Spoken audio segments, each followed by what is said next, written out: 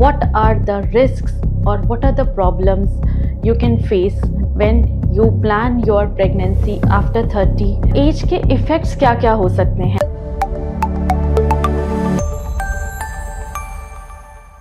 बहुत सारे लोग आजकल अपनी प्रेगनेंसी प्लानिंग, शादी को बहुत डिले कर रहे हैं और आफ्टर 30 पे पोस्टपोन कर रहे हैं ड्यू टू मल्टीपल रीजंस.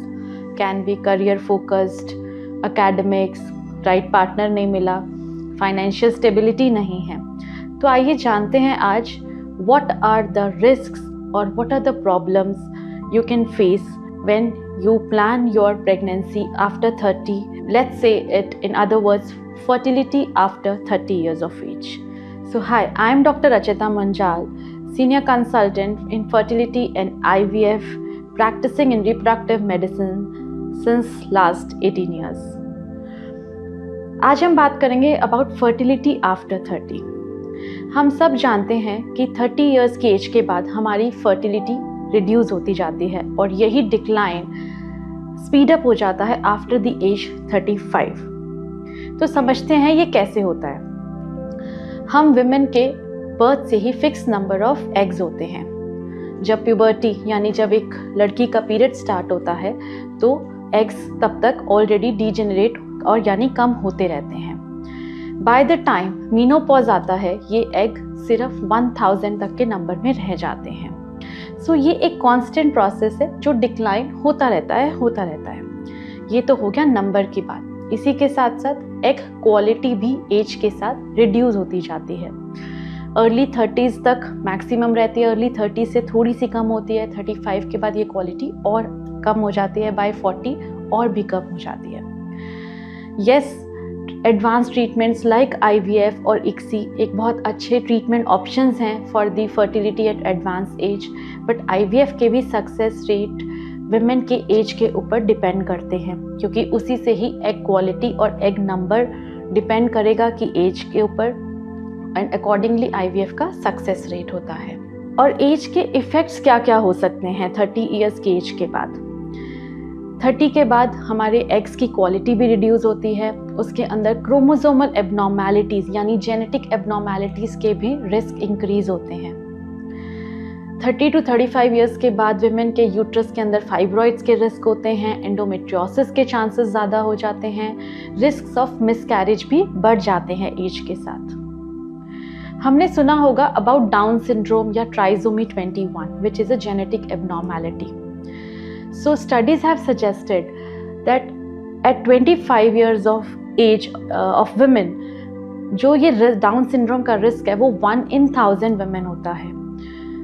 38 के ऊपर आकर ये 1 in 296 हो जाता है और 40 years के ऊपर ये रिस्क 1 in 86 हो जाता है. So this risk of genetic abnormality also keeps increasing with the age. So we should know when we are delaying our pregnancy beyond 35, we should know all this. Now, if you're planning your pregnancy after 30, what are the things you should keep in mind before planning? Number one thing, maintain a healthy body weight, a normal BMI. Try to follow a healthy diet with a well-balanced nutrition. Try to have a daily exercise routine which can include yoga, meditation. Intense exercises कुछ girls follow करते हैं but बहुत ज़्यादा intense exercise, high intensity exercises can also inhibit ovulation and prevent the pregnancy to happen. Next, if you take alcohol on regular basis, you should quit smoking and alcohol. Try to include supplements like folic acid in your daily routine to prevent any neural tube defects. Reduce your caffeine intake and follow a healthy lifestyle before you are planning your pregnancy. Now, very common question जो हमें OPD में पूछा जाता है या हम कहीं भी किसी से मिलते हैं तो पूछा जाता है, when should I visit a doctor or a fertility specialist? So if you are above 35 और आपको 6 months हो गए हैं ट्राई करते हुए and you're not able to conceive, you should go to a fertility specialist for the evaluation. And if you are around 40 years of age, you should meet a fertility specialist even before pregnancy planning.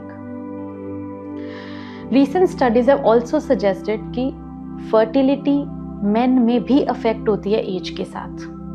पहले सोचा जाता था कि main कितनी भी as के हो जाएं फर्टिलिटी इफेक्ट नहीं होती है, but now the recent studies have suggested the other way around. Although ये effect as compare to females थोड़ा सा लेट होता है और थोड़ा सा स्लो होता है। मतलब मेल्स में फर्टिलिटी अफेक्ट होती है after around 45 years of age, जब स्पर्म प्रोडक्शन या स्पर्म की क्वालिटी अफेक्ट होना स्टार्ट हो जाती है। Studies have suggested that men who have their children at advanced age, उन children में mental health problems, risks of developmental disorders, autism ये ज़्यादा पाए जाते हैं when men have their children at an advanced age. So ऐसा नहीं है कि men have no effect of age on fertility. What if you are yet not ready for the pregnancy? And you're already 30 or even 35. In that case, you should definitely meet a fertility specialist and discuss about the options of egg freezing or embryo freezing. Egg freezing or embryo freezing are the fertility preservation methods which can be opted by any women or couple who are planning to delay their pregnancy due to any reason.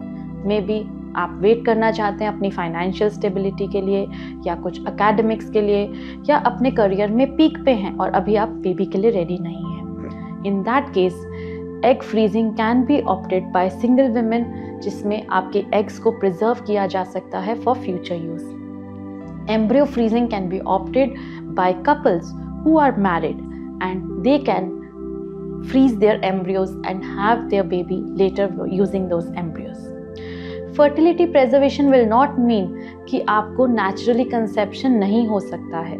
Of course, you can plan your pregnancy naturally also whenever you want, but this is a backup plan. It's a kind of bank which you have stored in case if required, you can use it for future use.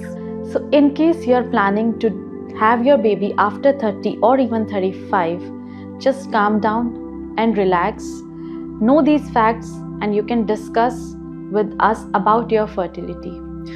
Yes, we all women are always talking or hearing about the biological clock ticking, but do not let this biological clock stop living the life you want to be. Have the liberty to live your life your own way. But of course, discuss about your fertility with your fertility specialist.